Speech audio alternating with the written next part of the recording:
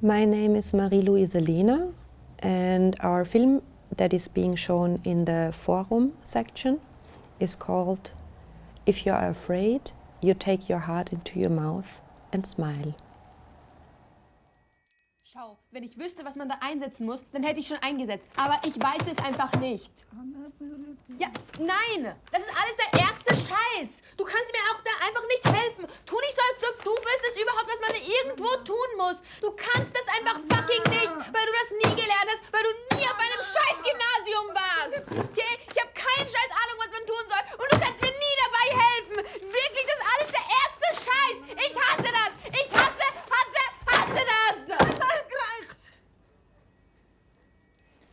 Hello and welcome to the 39th Teddy Award. My name is Jan-Felix Wuttig and today I'm here with director Marie Luise Lehner to talk about her film If You Are Afraid, You Put Your Heart Into Your Mouth and Smile. Marie, thank you so much for being here with us and thank you so much for coming to the Teddy. Your film is, well, it's a very moving film.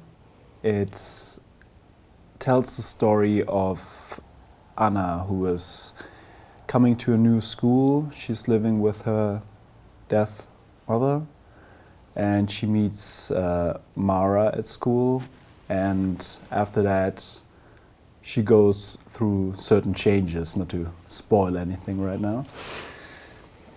Could you maybe tell me how the idea for the film came to you? So one thing that was something in the very beginning was I heard a radio feature about the fact that a lot of parents don't send their kids to the ski week that is happening in every school, in every public school in Austria. Kids in winter go skiing. Yeah. And a lot of parents cannot afford that because it's very expensive to go skiing. But on the other hand, it is so common that it's done in every school, and therefore a lot of parents say that their kids are sick in that week. And then I thought about how would it feel like for a kid that has to lie in school, but actually it's not their own lie, but it's the lie that their parents made up. Yeah. Because maybe their parents feel ashamed. So class was something that was very strong in the beginning, and I wanted to tell a story about class and about how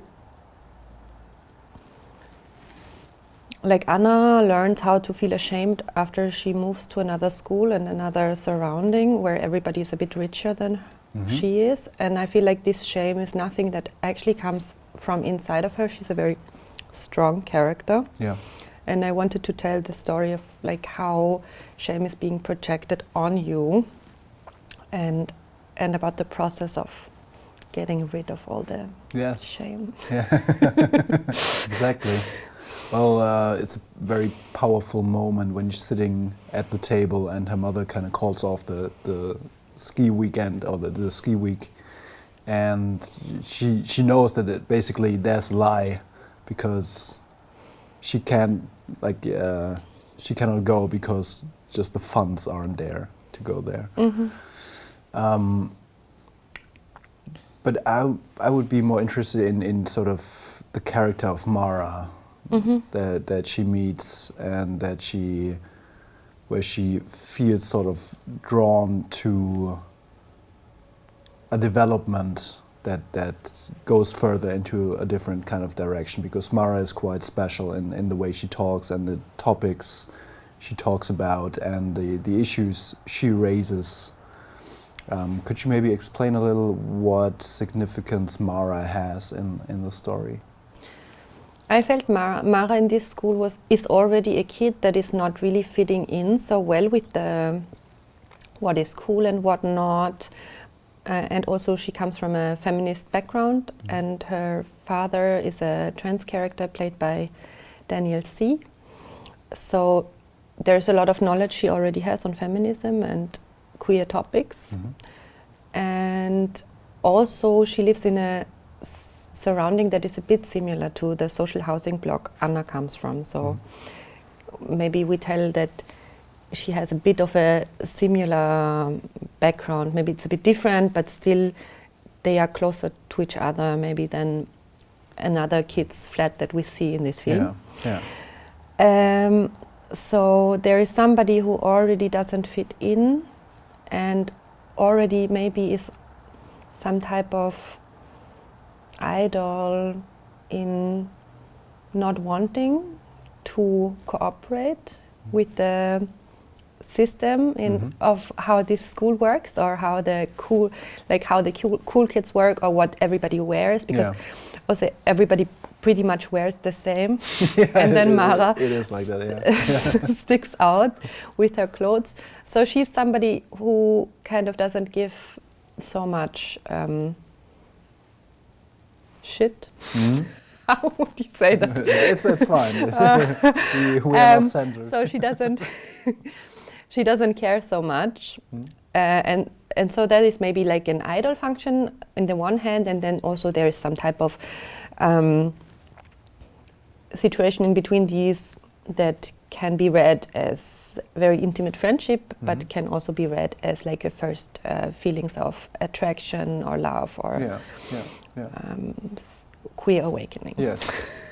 I sort of felt that, or could you define what queer identity means for the outlook that the film has, sort of how it shapes sort of the worldview of the characters or the developments that they go through?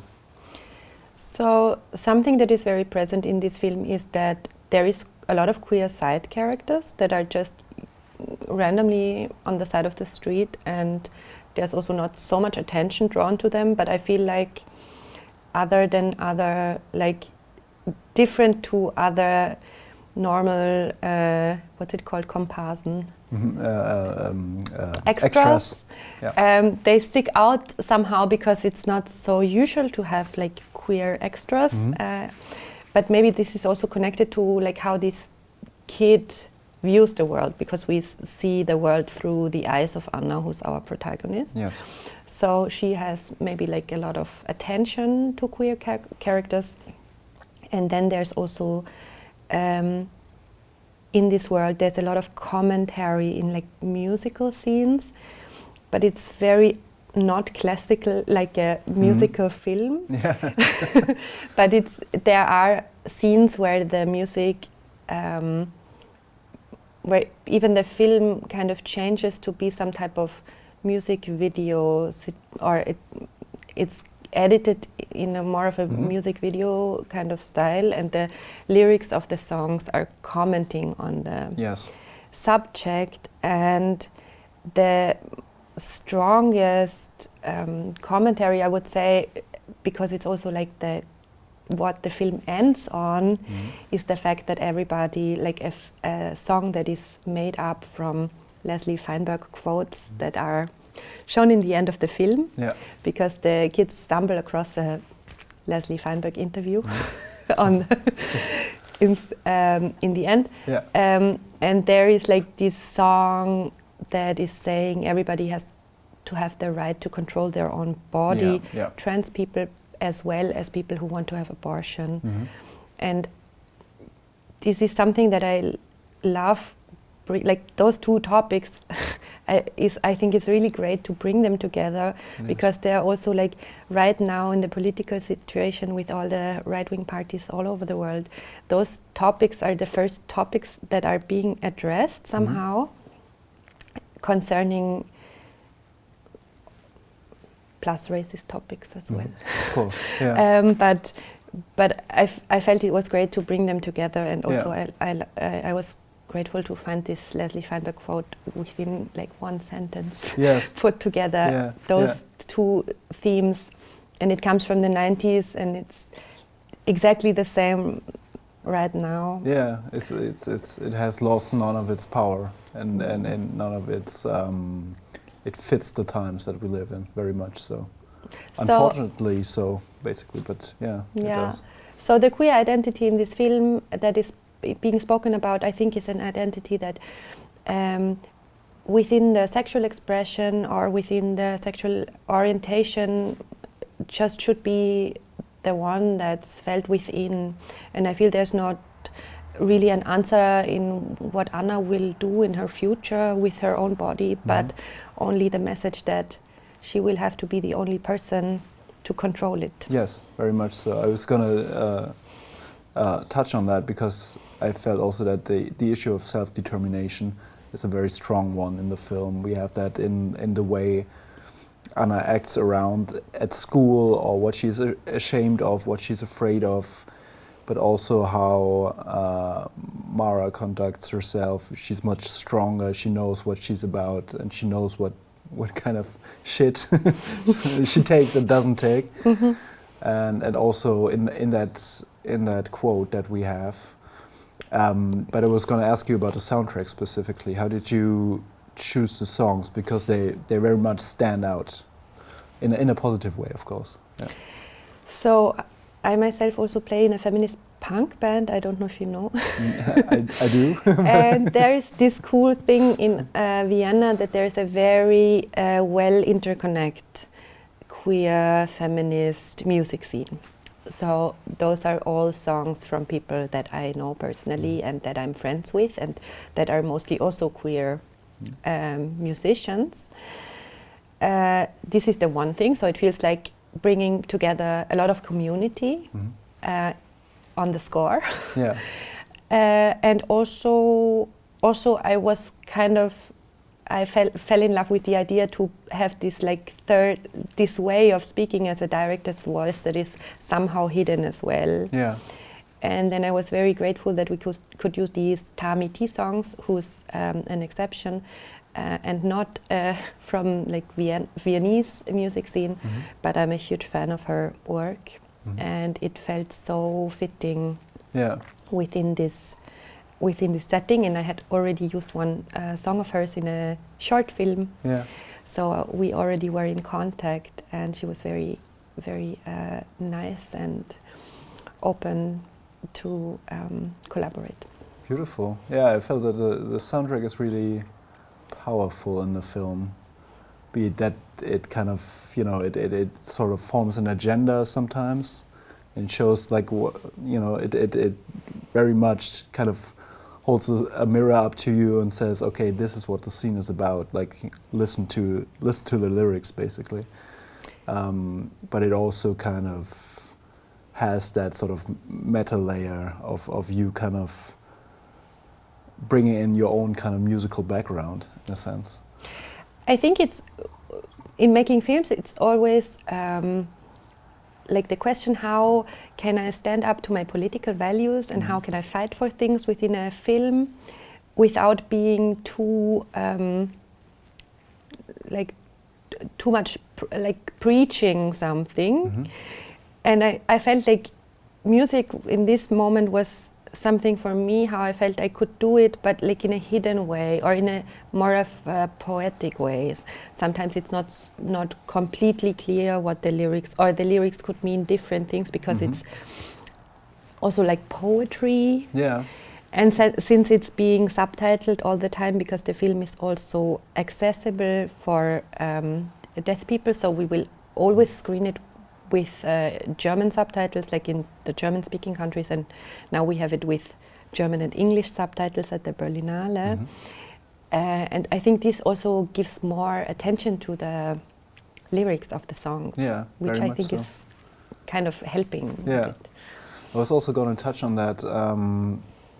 You were working with a deaf actress who plays Anna's mother. Marie Luise is her name, and I would just generally like to ask you, how did you guys meet? How did it come to sort of her playing a role in the film? So I knew that I wanted to work with somebody who was somehow hearing impaired, or had.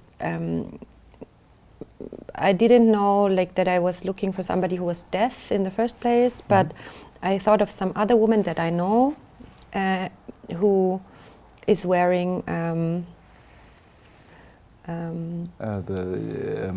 hearing implants or something like that. Yeah. So so I was thinking of her, and but then I found out about sign language, and I thought it was very, on the one hand, it was a very visual thing to show, and I thought it would be so beautiful to have some representation of sign language, because sign language is a very suppressed language, and I think it's really great to raise the topic and to show it. Maria Männer, for example, when she was in school, it was in Austria still forbidden to teach in sign language in schools, which was still law from Nazi times, because the Nazis said you should not speak in sign language to deaf people because they should learn vocal language, which had horrible consequences for a lot of people, because it's language deprivation. Yeah, it is. And then only in 2005 sign language was acknowledged officially as a language in Austrian law. So it's very young that you can teach it in schools. Yeah. And it's supposed to, like this year, it's supposed to come to public schools as a language to choose from. But I don't know if that actually is the case already, or like how it's going. And we were just in the moment that you Germans are right now, that we didn't know if we had a far-right government. Yeah, very much so.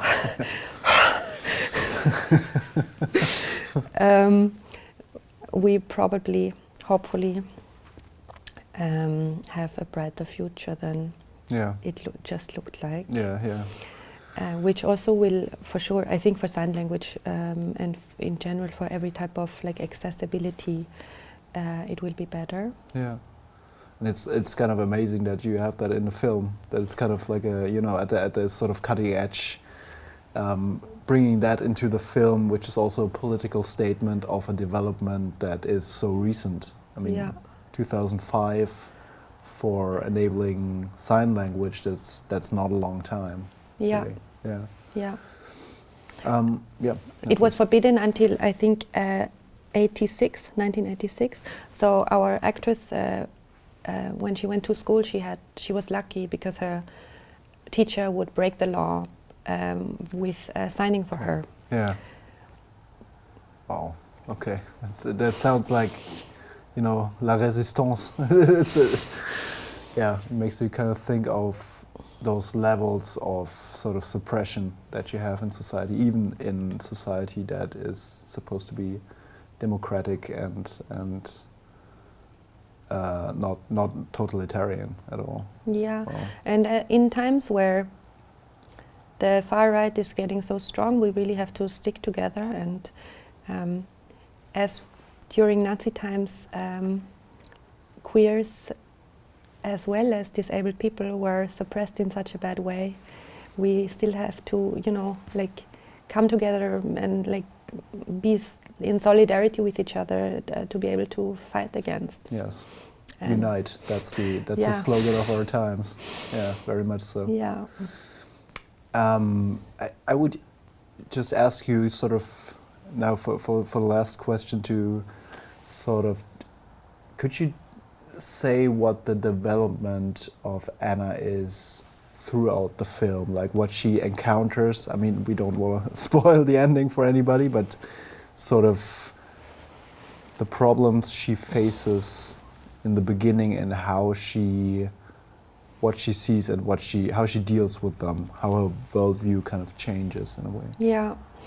So what I think this story, what is different maybe to a classical hero's journey, where you have a character who wants something and then changes the world in order to show everybody that they will succeed. This is a film that is more about the situation people are in. So Anna is 12 years old and she switches to another type of school system, which is also a public school, but it's more complicated and richer children are going there. So what she finds out is what her position in society is.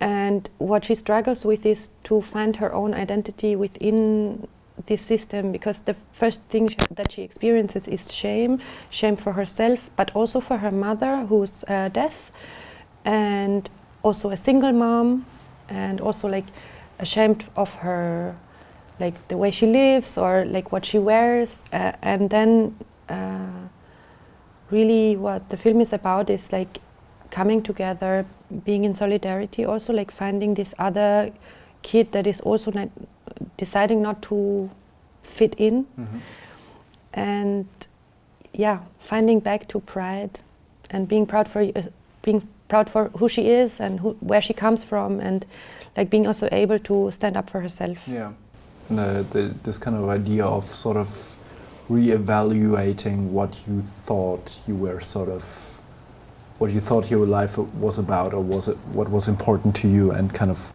rethinking that and seeing that, yeah, things are different than you thought they were. Yeah. Marie, I want to thank you again for taking the time and being here and talking with us.